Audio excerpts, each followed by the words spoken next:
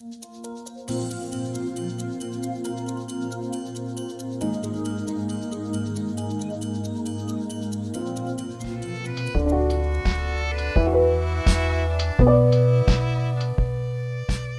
morning, fellow Scullies, and welcome to yet another session on our Knowledge Through Inspiration podcasts, which are produced by the Training and Education Committee. This session is going to cover one of the most important membership benefits that Scull International offer. And with us to discuss this in more detail is World President of 2002 and the coordinating trustee of this Florian Care Fund, Mr. Tony Clegbutt. Welcome, Tony, and good morning to you from South Africa. We're not late. Us two are basically on the same time. Just 1 hour. Yes. So what we're going to do now is, I know that you and I have had a passion for the Florian Care Fund for many, many years, and we've been huge advocates of the contribution to this fund because we have known so many members and friends that have benefited from this incredible assistance this fund gives. And for this session, we need to explain to members how absolutely important this fund is as a membership benefit. Am I right in saying that we're the only organization that offers a benevolent fund to members?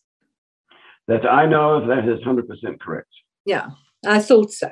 So let's get going right from the word go, Tony. And my first question is, what is the Florian Care Fund and why was it introduced by Scull International in 1954? Okay, basically, you can go back to our toast. Happiness, good health, friendship, and long life. Back in the day, in the early 50s, the powers that be decided that why not have a fund to help Scullies in need?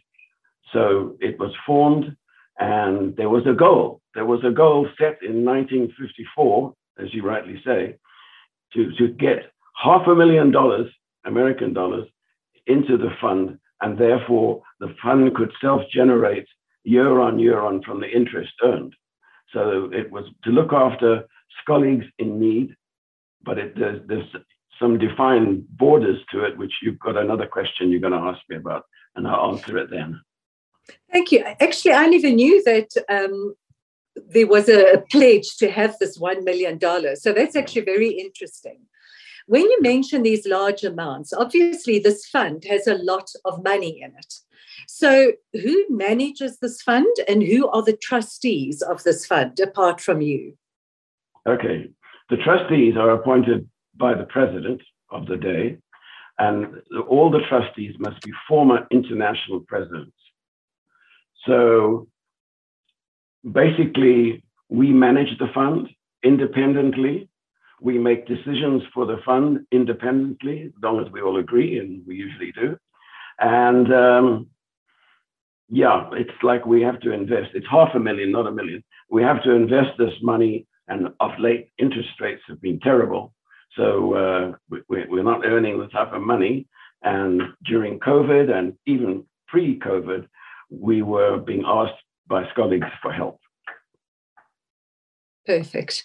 So if a member wants to request assistance, what is the actual process that they should go through if they're requiring funding? Well, there's two ways. The first one is to go to the website. Go to the Florian page, and then you can apply online, and it's all done and dusted. And the emails from that application come to the three trustees independently. Or you can go to your international counselor for your national committee, and they can steer it.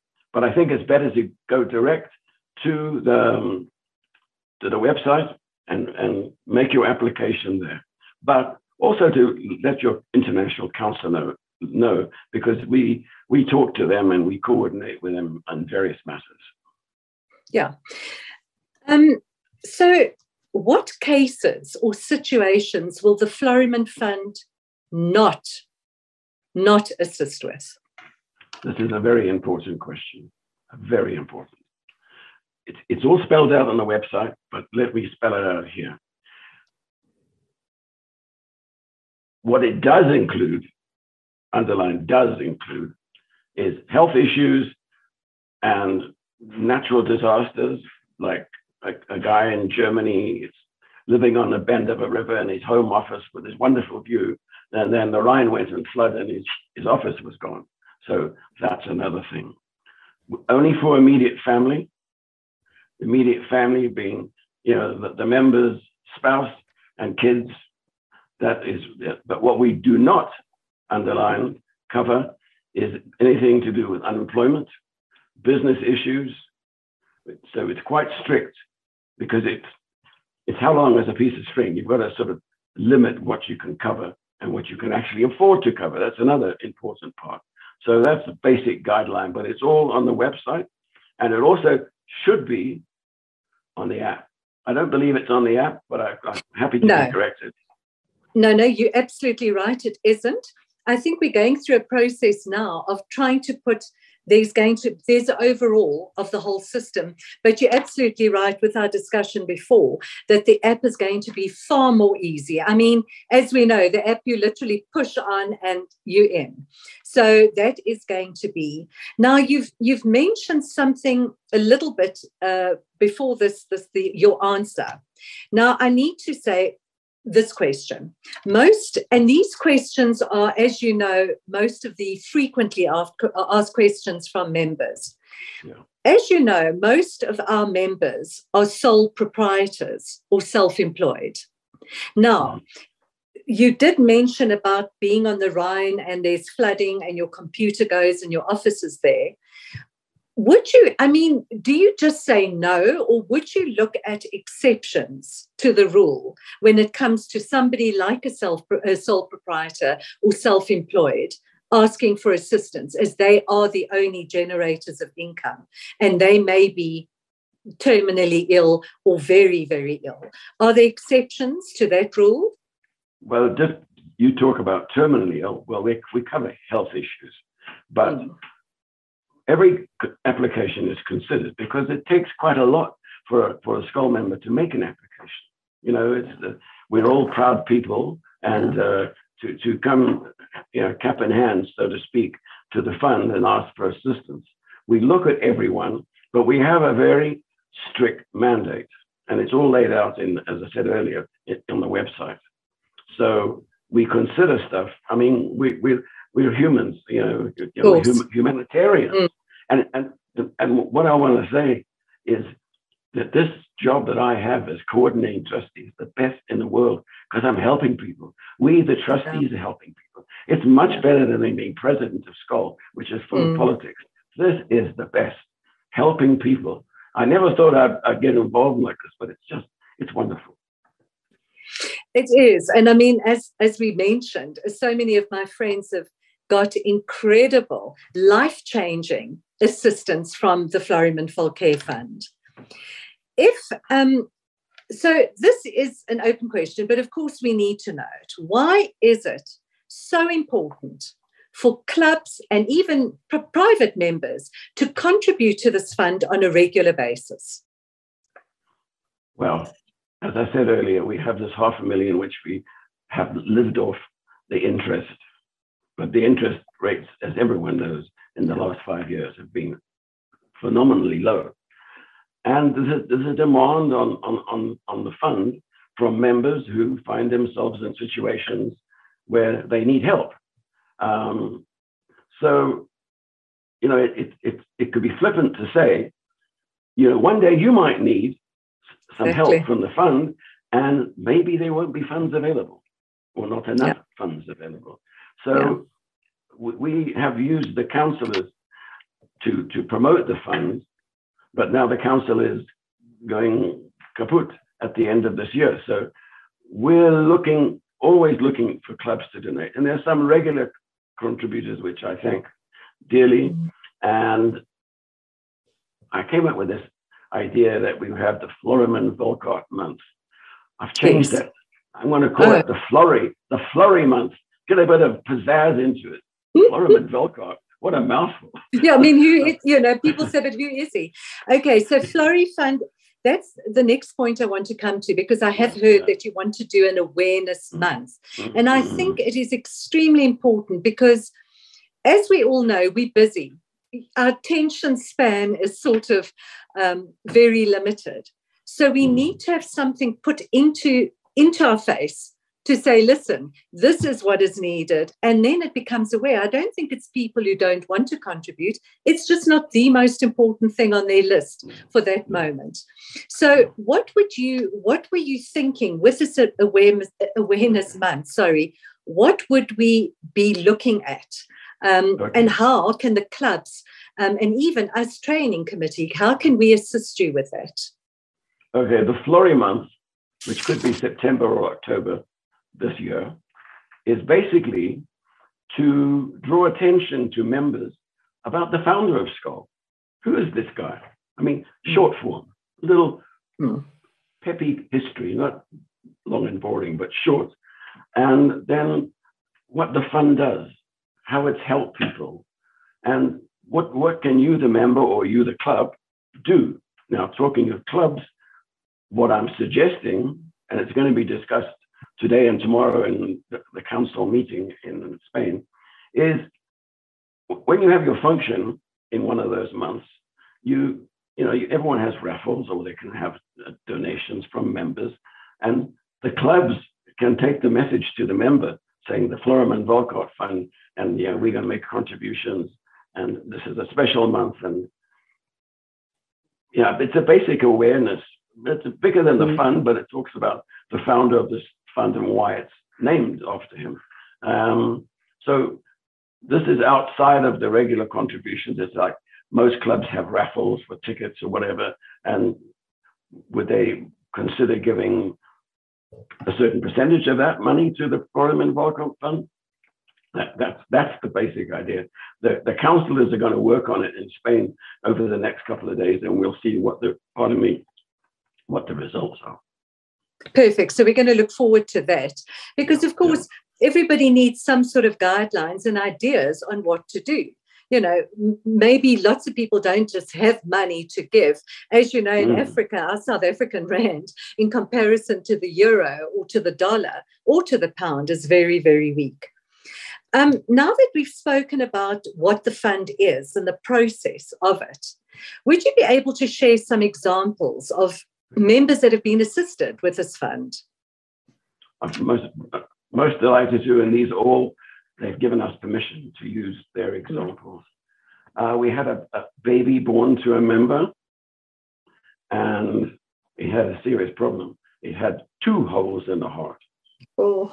So this baby was 6 or 7 months old, not on life support, but pretty close. So we funded a ticket for the mother and the baby to go to a hospital in India, paid for the operations, paid for the hospital, paid for the mother's accommodation. And that little girl turned 2 years old just earlier this year. So that is big time. That's goosebump material, definitely. Yeah. From an adult perspective, liver transplant, even down to Lamaki, we got her hearing aids, so Anne can hear now. But she couldn't afford hearing aids. And, I wear hearing aids, and it's wonderful. It changes your whole life. You can hear again. You don't drift off in the middle of a conversation. But that's a few of the examples. I can give a hell of a lot more. But it's from, hearing aids, even glasses sometimes, that people who are retired on fixed income, they don't have the bucks to do this. So they ask for help. And as I said earlier, it takes a lot to ask for help. You have to man up, in a word. It's not a right word in this modern day, but you have to sort of look for courage. And just one thing, we used to give loans out. We don't do that anymore. We just give grants. When we give you the money, we'd like to hear from you how you're doing and all that sort of stuff, but we don't expect any repayments. If you come into money later, you can make a donation to the fund. Yeah. And that is probably the biggest assistance, because as you say, if you don't have money to do something and you expect it then to pay it back, it becomes this, I don't have money, so how am I going to pay it back? So this is the wonderful thing about Florim and Volker, is that there is no repayment. Just tell us, how are you doing? This is, Tony, when you say that people, obviously it's difficult for people to come to you for help.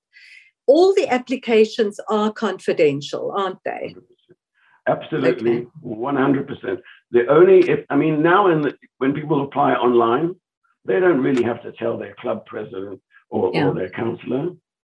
Sometimes we consider every case that's submitted to us. Sometimes we'll go back to the councillor and just for clarification of certain things, but it's 100% confidential. And the cases I mentioned, we have permission to tell share the story about the names. Yeah. Well, that's a good thing, because how else are people going to know how brilliant this fund is when they don't know? This is huge help. This costs hundreds and thousands of rands. It's look, I am a big fan of Florim and Volker, and for me, to be able to help and assist where we can, I think it's great. And as you say, when you come into money, when you've had some assistance, it just is right to pay it forward again and to assist somebody else. Only if you can. If you can, of course. There's no demand on it, but it's a grant. Here's the money.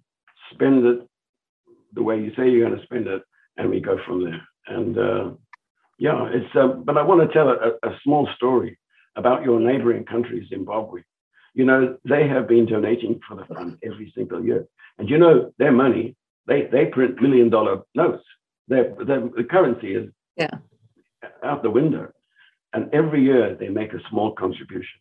And that to me, because Zim and I know Zim, exactly. The rest of the world, exactly. They have no money and they have no foreign exchange, but these guys make a plan. Wonderful. And as you say, every bit helps. If somebody turns around and says, oh, well, I'm not contributing because I can't give you $1,000 or €1,000, it doesn't matter. We have to keep this alive, and every bit helps. If every member can just give a little bit, as they say, we would be, very, very well off. But Tony, thank you very much for sharing your time and knowledge with the members. I think this is very, very meaningful to everybody. And it shows us the importance, the absolute benefit that we have from this fund that some members don't know about. And also the importance of contributing, because we need this fund to be active, to be alive, and to be able to assist many, many more members in the future. So thank you very, very much, Tony. I really appreciate it. And thank you to all the members who've taken time to listen to this. I'm sure it's been very beneficial to you. Thank you.